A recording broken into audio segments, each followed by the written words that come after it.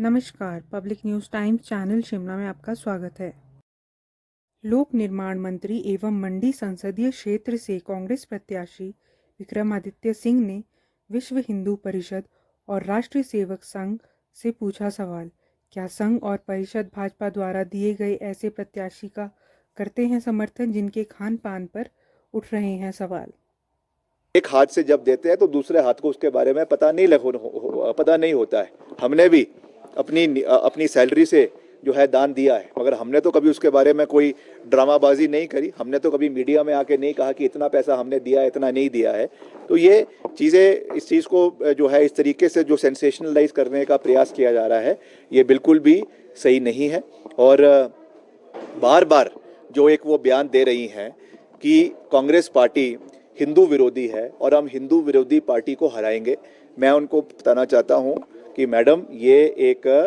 देवभूमि है। हिमाचल प्रदेश एक देवभूमि है जहां पर कांग्रेस पार्टी की सरकार पहली सरकार थी हिमाचल के अंदर जहां पे धर्मांतरण का कानून लाया गया। आपको शायद पता नहीं होगा, उस समय आप राजनीति में नहीं थी और उस समय आप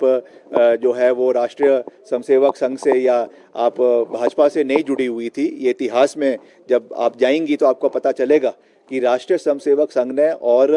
विश्व हिंदू परिषद ने ऑन रिकॉर्ड चिट्ठी लिखकर वीरभद्र सिंह जी का धन्यवाद किया था कि हिमाचल प्रदेश पहला प्रांत है देश का जहां पर धर्मांतरण का कानून लागू किया गया। हिमाचल में करोड़ों रुपए हमारे मंदिरों के जीर्णोद्धार के लिए अगर किसी सरकार ने दिए, कांग्रेस पार्टी की सरकार ने दिए। कुल्लू के अंदर आज अगर ऐतिहासिक देव सदन बना है, मंडी के अंदर आज अगर ऐतिहासिक देव सदन बना है, तो कांग्रेस पार्टी की सरकार ने, वीरभद्र सिंह जी ने उस चीज़ को वहाँ पे बनाया। जिस चीज़ की बात आज मुख्यमंत्री आदरणीय सुक्खू जी ने भी करी कि हिमाचल प्रदेश एक देव संस्कृति का राज्य है। यहाँ पे इस तरीके की बातें कर लोगों का ध्रुवीकरण, लोगों को बांटने का जो प्रयास ये सरकार कर रही है, ये पार्टी कर रही है, कंगना जी कर रही है, ये बहुत आपत्तिजनक है। और मैंने पहले भी कहा, हमें कौन क्या खाता है और क्या पीता है इससे कोई लेना देना नहीं है, मगर क्योंकि मैं राष्ट्रीय स्वयंसेवक संघ का बहुत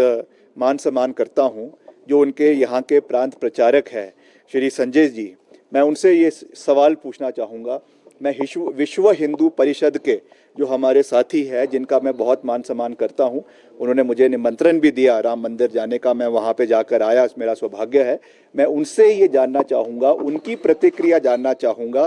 कि आज जो खान पान के सेवन के बारे में बात हो रही है, हिंदू राज्य है हिमाचल प्रदेश जहाँ पे 98% लोग सनातनी हैं, वहाँ पर जो ये खान पान की बातें हो रही है और उसी व्यक्ति को भारतीय जनता पार्टी का प्रत्याशी बनाया है।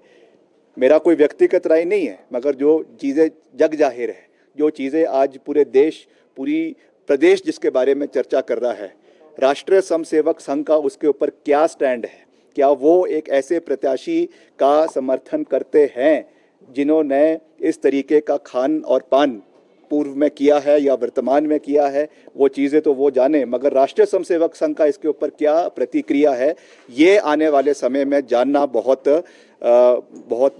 महत्वपूर्ण हो गया है। क्योंकि राष्ट्रीय स्वयंसेवक संघ अपने को जो है वो एक हिंदू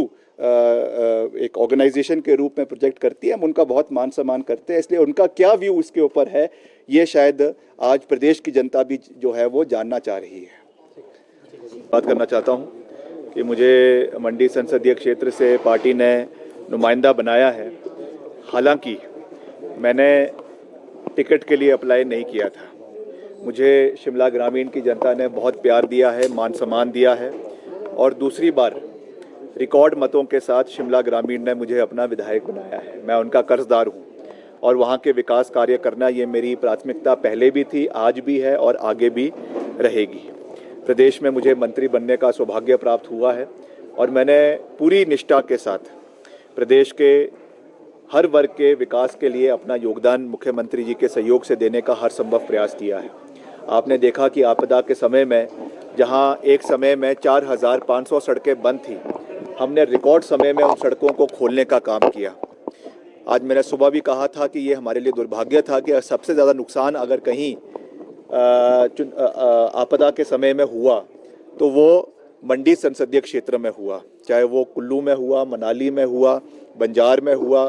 रामपुर में हुआ, हालांकि और राज्यों में और प्रदेश के और इलाकों में भी हुआ, मगर सबसे ज़्यादा जो नुकसान हुआ वो इस क्षेत्र में हुआ। हमने लगातार इस क्षेत्र का दौरा किया आपदा के समय में, दिन रात, चाहे वो मनाली था, चाहे मंडी का मंदिर थे, पंचवक्तर मंदिर था, बड़ा ऐतिहासिक मंदिर है जो पूरी तरीके से पानी के उसमें आ गया था। वैसे ही आपके पंडो है, मनाली है, आपका पतली कुल है, आपका बंजार में सेंज घाटी है। हर क्षेत्र का हमने दौरा किया और रिकॉर्ड समय में वहाँ पर हमने सड़कों को रिस्टोर भी किया, ब्रिजेस बनाए। हमने करीबन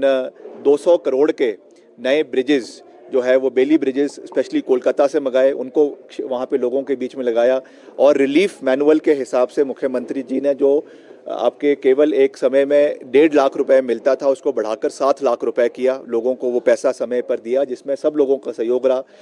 खास करके कुल्लू के हमारे जो माननीय CPS है और हमारे वहाँ के विधायक है आदरणीय सुंदर सिंह ठाकुर जी है, भुवनेश्वर गौड़ है और सभी और साथी है, सब लोगों ने उसमें बड़ा अच्छा सहयोग दिया, समर्थन दिया। तो आज मैं ये कहना चाहता हूँ कि मुझे जो एक नई दायित्व दिया गया है पार्टी से, क्योंकि मैंने हमेशा अपने पिताजी के दिखाए हुए रास्ते पर आगे चलने में विश्वास रखा है और कोई भी चैलेंज हो, कोई भी लड़ाई हो, मैंने कभी भी उससे पीछे हटने का या उससे बैकफुट पे आने का मैंने कभी भी नहीं सोचा है। तो मैं हमेशा मैं मानता हूं कि एक बहुत बड़ा संसदीय क्षेत्र है, मेरे लिए भी नया इलाका है, इसलिए हो सकता है कि जो है